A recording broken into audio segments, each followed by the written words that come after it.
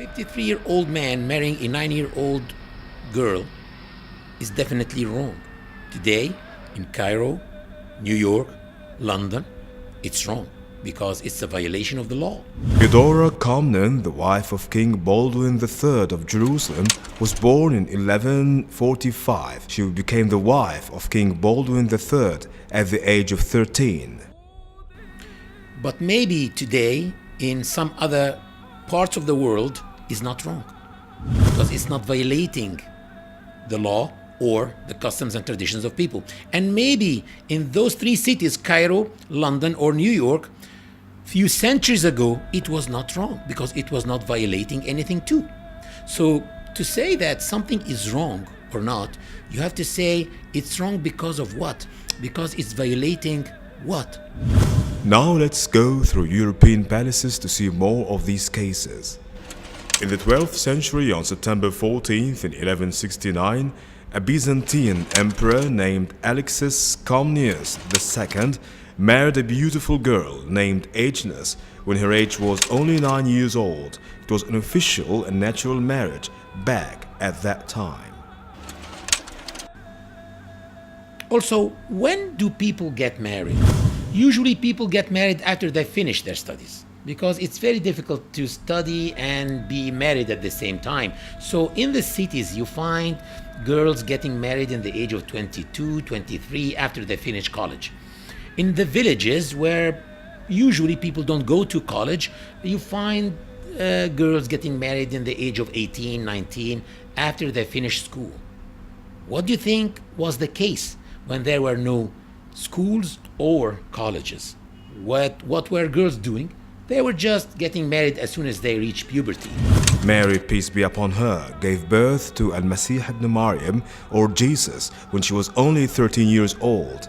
Actually, today, after 1500 years, you find in the US girls getting married by the law at the age of 13. In New Hampshire, the age of marriage starts at 13 years old for girls by the consent of their parents.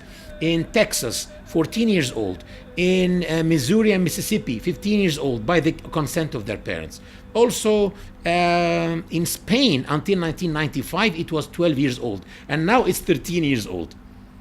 In Canada, 100 years ago, it was about 11 years old. So it's unfair to judge people according to today's laws and customs. You have to judge people whether they were doing something wrong or not according to their own laws and their own customs. To prove that that was the norm at that time, you will find many evidence actually. First of all, Prophet Muhammad was not the first man in the life of Lady Aisha. Lady Aisha, in the age of 6, was actually engaged to another man called Jubayr ibn Mut'am ibn Adi. And you will find also that one of his wives were Lady Safiya bint Huyay ibn Akhtab, the daughter of one of the biggest names of the Jewish tribes in Arabia, Huyay ibn Akhtab. And he married her, according to some records, in the age of 14. And he was her third husband. What was her age when she got married to her first husband? Maybe 10, maybe 9, maybe 11. So even the Jews at that time were marrying their girls in that early age. Also, you will find that Prophet Muhammad married Lady Aisha in the age of 6, but he did not consummate the marriage except in the age of 9. So what was he waiting for 3 years? If he was a pedophile, God forbid, or a child molester, he could have consummated the marriage in the age of 6. But what was he waiting for 3 years? Puberty. And some people here may say, and who said that when a girl reaches puberty that she can get married? Simply the Encyclopedia Britannica. I opened the Encyclopedia Britannica, the 15th edition, volume number 26, page number 850, and I found the following definition for puberty. It says, in human physiology, Puberty is the stage or period of life when a child transforms into an adult normally capable of procreation. In 1184, Margaret, the Empress of Hungary, got married to Isaac II, the Byzantine emperor, when she was only 9 years old.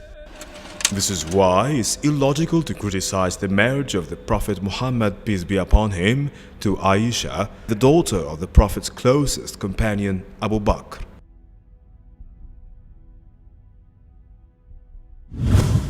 One may ask himself, did Prophet Muhammad, peace be upon him, had any enemies?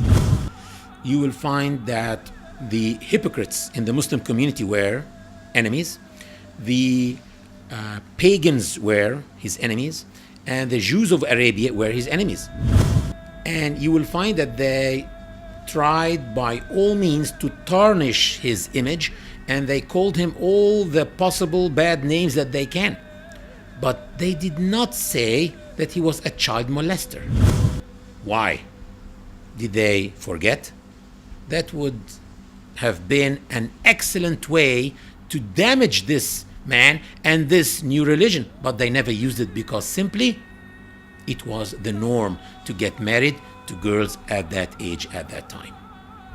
And for those who say that she was a molested child, molested by Prophet Muhammad, peace be upon him, I ask them, do molested children love their molesters? And if you want to read the perfect love story, Shakespeare. We all know this famous British outstanding playwright and his famous play Romeo and Juliet, with which the age of Juliet, the heroine of this play, was not more than 13 years old. I recommend that you don't read Romeo and Juliet, because actually Romeo committed suicide at the end of the story.